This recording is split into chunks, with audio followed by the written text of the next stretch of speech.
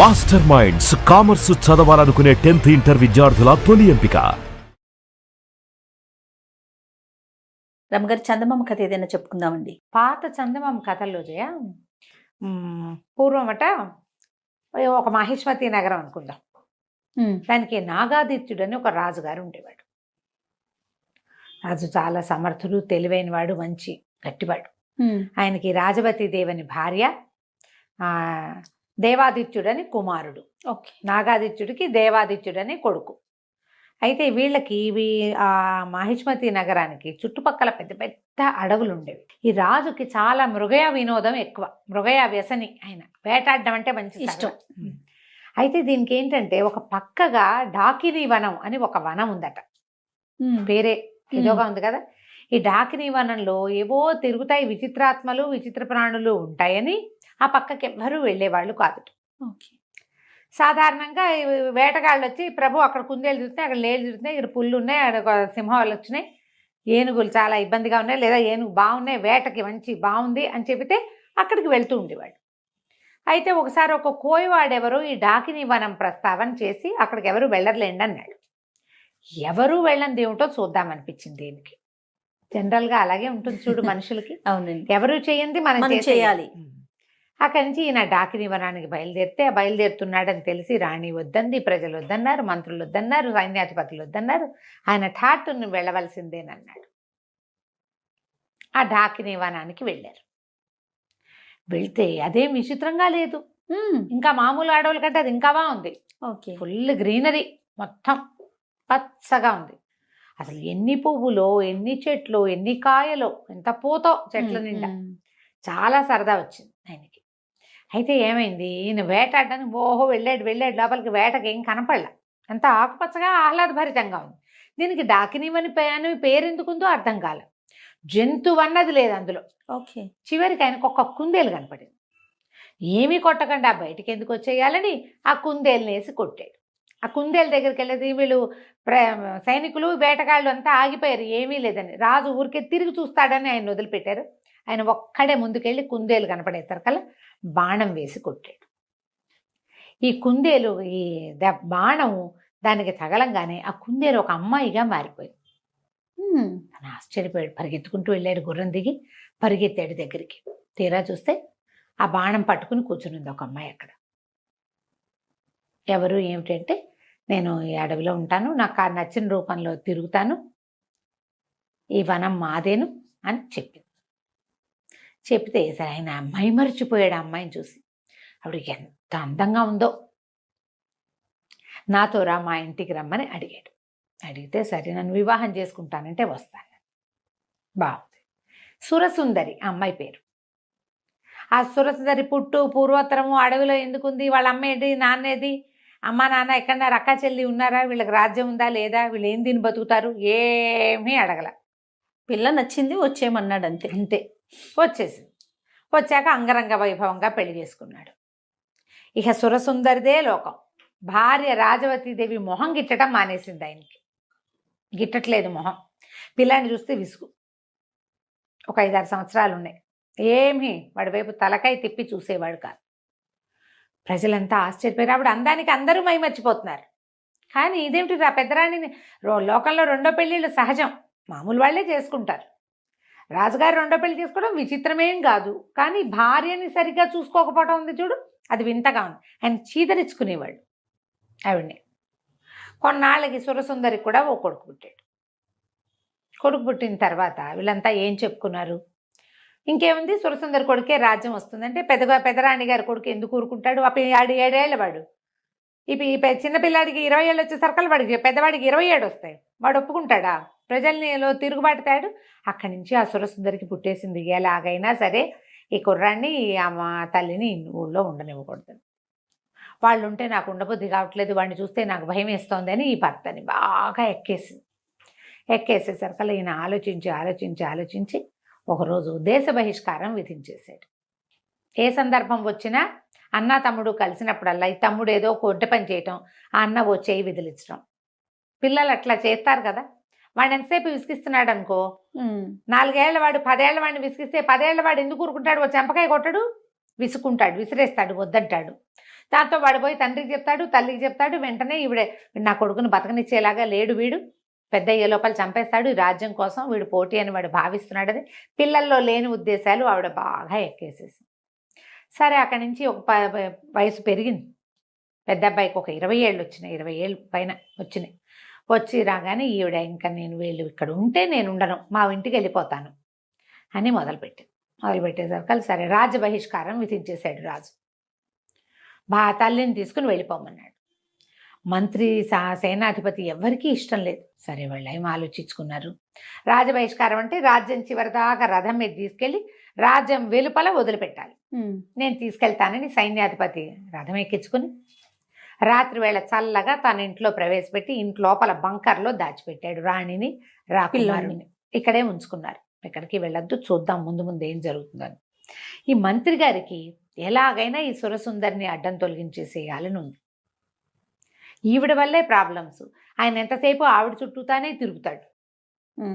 ఆవిడ ఏం చెప్తే అదే, ఆవిడ ప్లానే తప్పిస్తే ఈవేళ ప్లానింగ్ లేదు పడలేదు. ఎందుకు మంత్రి సైన్యాధిపతి అదే కదా. అయితే ఏం చేశాడు ఈయన, రహస్యంగా విషం పెట్టించాడు రాణిగారికి. ఆవిడ శుభ్రంగా విషం కలిపిన ఆహారం టకటకా తినేసింది, హాయిగా విహారం చేసి వెళ్ళి పడుకుంది. పొద్దున్న లేచి మళ్ళీ తయారైంది. అంటే విషం ఇమిడిపోతోంది.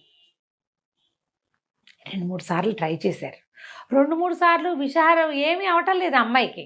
అంటే ఇది విషం తిన్నా బతికుండగలిగే లక్షణం ఏదో ఉంది. సరే ఏం చేయాలో తెలియలే. బాగా ఆలోచించారు, ముందు వెనక ఆడారు. అక్కడి నుంచి ఈ సైన్యాధిపతి అన్నాడు పంపించేయటానికి లేదా చంపేయటానికి ఏం మార్గం దొరుకుతుందో చూద్దామని.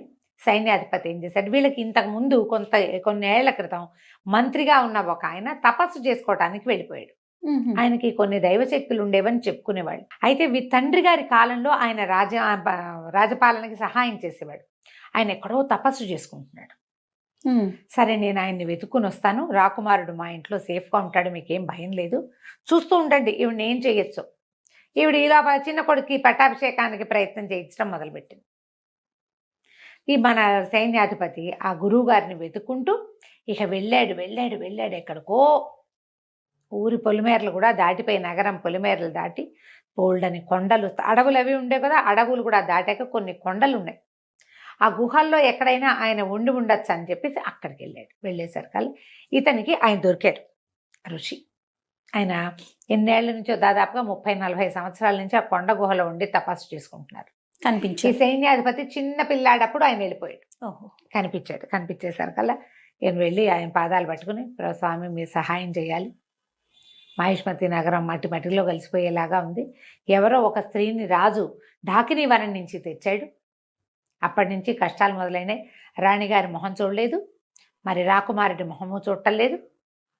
దేశ బహిష్కారం విధించేశాడు. వాళ్ళని నేను దాచిపెట్టాను. రాణికి విషం పెట్టినా ఆవిడ చావడం లేదు. ఏం జరుగుతుందో మాకు అర్థం కావట్లేదు, నగరం విధ్వంసం అయిపోయేలాగా ఉంది. సరే అక్కడి నుంచి ఏం చేశారు, ఈయన బాగా జ్ఞాన దృష్టితోటి ఆలోచించి ఏం చెప్పాడంటే, ఆమె నిజంగా ఢాకిని రాజుని వశం చేసుకుంది మంత్రశక్తితోటి. ఆయనకి భార్య కొడుకు అక్కర్లా, మీరు ఎవరేం చెప్పినా విండు, ఆవిడేం చెప్పినా వింటాడు. అదే జరుగుతోంది. ఈ అమ్మాయి ఏ ఢాకిని వనంలో అయితే ఈ అమ్మాయి ఇచ్చిందో ఆ ఢాకిని వనంలో ఒక పెద్ద చెట్టు ఉంది. 12 ఊడలున్న మర్రి చెట్టు. చాలా చెట్లు ఉన్నాయి అక్కడ. 12 ఊడలున్న మర్రి చెట్టు వెళ్ళాలి. ఆ మర్రి చెట్టు తొర్రలో ఒక వెండి దబ్బన ఉంటుంది. ఆ దబ్బనమే ఆ అమ్మాయిని చంపగలిగే శక్తి ఉన్నది. ఢాకిని చంపగలిగేదాన్ని వాళ్ళు ఆ వనంలో దాచిపెట్టి ఢాకిన్లందరూ దాన్ని కాపలా కాసుకుంటున్నారు. ఇన్నేళ్ల నుంచి ఎవ్వరూ ఆ వనంలో ప్రవేశించాల. రాజు అందులోకి వెళ్ళాడు, ఆమెకు వశమైపోయాడు. ఆ దబ్బనం తెచ్చి కాలు మీద పాదం మీద పొడిస్తే చస్తుంది. అది ఎట్లా చేయాలి, ఎవరు చేయాలి? అక్కడి నుంచి ఇతను అన్నాడు, సరే ప్రయత్నం చేస్తా అని చెప్పి అక్కడి నుంచి బయటకు వచ్చాడు. వచ్చి ఇప్పుడు ఢాకిని వనం వెళ్ళాలంటే మొత్తం ఈ నడిచిందంతా మళ్ళీ వెనక్కి వెళ్ళాలా. అందులోకి వెళ్తే అక్కడ ఏం ప్రాబ్లమ్స్ వస్తాయో తెలియదు. సరే వెనక్కి వచ్చి మంత్రి గారికి ఈ విషయం చెప్పి సైన్యాధిపతే స్వయంగా ఢాకిని వనానికి వెళ్ళాడు. పగటిపూట వెళ్ళాడు. అది అమావాస్య కాకూడదు, మంగళవారం కాకూడదు, ఇట్లా మంచి రోజులు చూసుకుని. అవన్నీ కొత్త కొత్త సమస్యలు వస్తాయి. మంగళవారం కాకుండా అమావాస్య కాకుండా చూసుకుని వెళ్ళాడు. వెళ్ళి ఆ బోలెడన్ని మర్రి చెట్లు వెతికి చివరికి ఆ 12 ఊడలున్న మర్రి చెట్టు త్వరలో చేయి పెడితే ఇంత పొడుగు దప్పన దొరికింది, ఇంత వెండిది. అది పట్టుకొచ్చాక సరే ఇంటికి వచ్చేసాడు. ఈ లోపల ఏమైంది, ఈవిడ తనకు విషం పెడుతున్నారు అది కానీ తెలుసుకుంది. అక్కడి నుంచి రాకుమారుడు బయటికి వెళ్ళలేదని, ఊళ్ళోనే ఎక్కడో దాక్కున్నాడని వాసన పసిగట్టేసింది. అన్ని ఇళ్ళు సోదా చేయించి సైన్యాధిపతి ఇంట్లో నుంచి బయటికి తీసుకొచ్చేశారు. సైన్యాధిపతి ఇంటికి వచ్చేసరికి కల్లా రాకుమారుడు పట్టుబడిపోయాడు. దాంతో ఆవిడేమంది, వీడికి ఊరేయాలి, కుర్రాడికి ఊరి శిక్ష వేస్తే గానీ కుదరదు. దేశ బహిష్కారం ఏమిటి, దేశ బహిష్కార శిక్షని ఉల్లంఘించినందుకు శిక్ష ఊరి. బాగుంది. దేశ బహిష్కారం వెళ్ళిపోయి ఉంటే ఏం బాగుండేది, వెళ్ళలా, ఊళ్ళోనే ఉన్నాడు. రాజుగారు వేసిన శిక్షని ఉల్లంఘించాడు కదా, ఉల్లంఘించిన వాడికి శిక్ష ఏమిటి, ఊరి. సరే ఇంకేం చేస్తారు, సైన్యాధిపతి రావాలన్నారు. సైన్యాధిపతి వచ్చాడు. ఏం చేయాలో తెలియలా, మంత్రి కాళ్ళు చేతులు ఉనికిపోతున్నాయి ఆయనకి. ఇంకేముంది, ఇక అయిపోయింది, ఊరి శిక్ష వేస్తే పిల్లాడి ఇంకా దక్కేది లేదు. రాజు ఇలా పిచ్చిగానే ఉంటాడు. ఒకవేళ రేపొద్దున ఈవిని చంపేసినా ఉత్తరాధికారి ఏడి రాజ్యానికి, అప్పుడేం చేస్తారు. సరే సైన్యాధిపతి ఆయనకి ఒక స్నేహితుడు ఉన్నాడు. ఈయన ఇంట్లో ఉంటే ఏడుస్తే రాజుగారు రాణిగారు బాధపడుతుందని ఆ స్నేహితుడి ఇంటికి పోయి అక్కడ చాలా దుఃఖించాడు. ఏం చేయాలి, ఇంత ప్రయత్నం చేశాం రాజకుమారుడిని రక్షించడానికి, చిన్నపిల్లాడు 20 ఏళ్లవాడు, ఏదో యుద్ధ విద్యలు అవి కొద్దిగా నేర్చుకున్నాడు. తండ్రి నిరాదరణ వల్ల అతను తెలివైన వాడైనా పెద్దగా ఏమీ చేయలేకపోయాడు.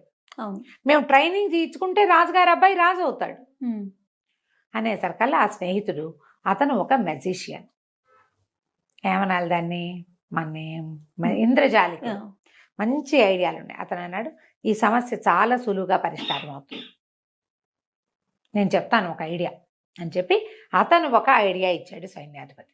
అది వినంగానే సైన్యాధిపతి కళ్ళు తుడుచుకున్నాడు, పరిగెత్తుకుంటూ మంత్రి గారింటికి వెళ్ళాడు. ఉరి శిక్ష వేస్తామని, రేపేనని రాణిగారు స్వయంగా వచ్చి పర్యవేక్షించచ్చని చెప్పు. నా దగ్గర ఒక మంచి ఐడియా ఉంది, నా స్నేహితుడు ఇచ్చిన ఐడియా ప్రకారం ఇది వర్కౌట్ చేస్తే ఆవిడ పీడ విరగడవుతుంది. నేను దెబ్బనని తెచ్చా, దాన్ని ఏం చేయాలో ఆ రోజు చేద్దాం అనేసరికల్లా 3 రోజుల్లో ముహూర్తం పెట్టారు. యువరాజుకి ఊరి శిక్ష. కొంతమంది ప్రజలు వీళ్ళు చేరారు. సైన్యాధిపతి మంత్రి ఏమన్నారంటే, ఇట్లా పెద్ద శిక్షను ఉల్లంఘించిన వాడిని మన రాజు రాణి సమక్షంలో తీయాలి, మీరు అక్కడ నుంచుంటే ఉరిదీస్తాం మీ ముందు అంటే ఈవిడ సంతోషించింది. తనకి రాజ్యానికి అడ్డం తొలగిపోతుంది, ఈ రాజ్యం అంతా ఢాకిని హస్తగతం అయిపోతుంది, అదే కదా కావాలి. సరే ఏం చేసింది, వచ్చి ఎదురుగుండా నిలబడింది. ఈ కుర్రాడిని ఒక గోడ వారగా నిలబెట్టారు, ఒక గోడ దగ్గర నిలబెట్టారు. సరే ఏం చేశారు, ఇట్లా పైనుంచి వేళ్లాడేది కాకుండా అట్నుంచి పోతాడు ఇట్నుంచి పోతాడు, 2 తాళ్ళు మెడకేశారు. ఓకే, 2 తాళ్ళు మెడకి వేయబడి ఉన్నాయి. అటొకడు ఇటొకడు పట్టుకుని లాగుతారు ఊరేయటానికి అనమాట. వెరైటీ శిక్ష. ఈవిడేం చేసింది, దీని దగ్గర నిలబడింది. సరే కనపడుతుంది రాజకుమారుడు 2 చేతులు వెనక్కి పెట్టుకుని ఉన్నాడు, చేతులు కట్టేసినట్టు కనపడుతుంది కానీ కట్టలా, 2 చేతులు వెనకాల పెట్టుకుని నుంచున్నాడు. ఆ అబ్బాయికి అట్లా బోధించారు. సరే ఆవిడ ఇంకా దగ్గరకు వచ్చి ఆ చచ్చిపోయేటప్పుడు వాడి ముఖంలో ఉన్న ప్రేత కళ చూద్దాం అనుకుంది ఆవిడ. ఈ అటు ఇటు 2 సైనికులు నిలబడ్డారు కదా, ఈ మధ్యలో రాకుమారుని నుంచోబెట్టారు తాళ్ళేసి. ఇద్దరు చెరో పక్కన తాళ్ళు లాగేశారు కల్లా ఈ 2 తాళ్ళు వాడి మెడకి బిగుసుకోకుండా 2 తాళ్ళు ఒకటికొకటి పట్టుకుని పక్కకి వెళ్ళిపోయినాయి. రాకుమారుడు ఒక్కసారి ముందుకు పడ్డట్టుగా పడ్డాడు. ఈ పడ్డం ఎట్లా పడ్డాడు, ఆవిడ నుంచునుంది కదా చిన్నరాణి ఎదురుగుండా, ఆమె ముందు సాష్టాంగ పడినట్టు పడ్డాడు. పడంగానే ఈ బొడ్లో నుంచి ఆ దెబ్బనని తీసి ఆమె పాదం మీద గుచ్చేసాడు. అబ్బా, ఆ తాళ్ళు వాళ్ళు వేసిన హుక్ ముడి అట్లా వేశారు. ఆ మెజిషియన్ చెప్పిన ట్రిక్ అది. ఇప్పుడు 2 ఇదేసాము, ఇట్లా లూప్ లాగా వేసాము. ఈ లూప్లో నుంచి అటు ఇటు పట్టకలాగితే లూప్ ఊడొస్తుంది, అది ఎక్కడ బిగుసుకోదు. అతను చెప్పిన ట్రిక్ అది. ముందుకు పడి ఎప్పుడైతే ఇది పొడిచేశాడో ఈ రాణిగారు పెద్ద కేక పెట్టింది, పిచ్చెక్కినట్టు అరిచి చచ్చిపోయింది. పడిపోయింది కానీ అస్థిపంజరంలా అయిపోయిందట పడటం. ఎప్పుడైతే ఈమె ఇక్కడ పడిపోయిందో అంతఃపురంలో ఉన్న ఆవిడ కుమారుడు కూడా మరణించాడు. ఢాకిని జాతి అంతమైపోతుంది ఆ దెబ్బనంతో. ఓహో, ఇంతలో ఏమైంది, రాజుగారికి తెలుసు కొడుక్కి ఉరిశిక్ష వేసినట్టు. ఆయన అప్పుడే స్పృహ వచ్చినట్టు, ఇదేది రాణిగారేది కుమారుడేడి అని అడగటం మొదలుపెట్టాడు. రాకుమారుడికి ఉరిశిక్ష వేస్తారు కదండి మీరు అనగానే ఆయన ఎలా దీపోమని ఏడవటం మొదలుపెట్టాడు. రాకుమారుడికి ఉరిశిక్ష వేయటం ఏమిటి, నా కొడుకుని నేను ఎట్లా పోగొట్టుకుంటాను, నా భార్య ఏది, ఆమె ఎక్కడుంది, ఆమె ఎంత దుఃఖంలో ఉంది, నా భార్యో నా కొడుకు అని. అప్పటిదాకా ఆయనకి పెళ్ళాము కొడుకు గుర్తు కూడా లేరు. అప్పుడే ఆయన మీద నుంచి ఒక మంత్రం కట్టుపోయినట్టు అయిందనమాట. ఆయన కేకలు పెట్టి ఏడుస్తుంటే మంత్రి గారు పరిగెత్తుకొచ్చాడు. ఏం పర్వాలేదు, అంతా సజావుగా జరుగుతుందని రాజుగారిని తీసుకుని ఇక్కడికి తీసుకొచ్చారు వచ్చేస్థానానికి. తెస్తే రాకుమారుడు చక్కగా నిలబడినాడు. ముందు ఒక అస్థిపంజరం ఉంది. ఇది ఎవరిదంటే ఎవరిది? అక్కడి నుంచి ముందు మనం ఈయన ఒక సెయింట్ని కలిశాడు కదా, సైన్యాధిపతి వాళ్ళ గురువుని. ఆయన ఏం చెప్పాడంటే, ఎప్పుడైతే ఈ అమ్మాయి ఆవిడ మరణిస్తుందో వెంటనే ఆ అస్థిపంజరాలని భూస్థాపితం చేసేసేయండి, పైకి రానివ్వకండి. అంటే 50 అడుగుల లోతున ఒక నుయ్యిలాగా తవ్వి ఆమెది కుమారుడివి ఇద్దరివి అస్థిపంజరాలు అందులో వేసేసి బస్తాల కొద్దీ ఉప్పు పోసి దాన్ని మూసేసి దాని మీద ఒక మామిడి చెట్టుని పాతిపెట్టారు. ఇంకా ఎప్పటికీ వాళ్ళు అక్కడి నుంచి బయటికి రాకుండా అయిపోతారనమాట. అది పళ్ళు కాసేది కాస్త ఏమవుతుంది ఆ వివరాలన్నీ చెప్పలేదు, కానీ ఇలా చేసేసారు. ఆ తర్వాత రాకుమారుడికి అన్ని విద్యలు నేర్పుకుని అతన్ని మళ్ళీ రాజుని చేశారు. పట్టాభిషేకం చేసి రాజుని చేశారు. కథ కంచికి మనం ఇంటికి. బాగుంది రమ్మగారు. నమస్తే. నమస్తే.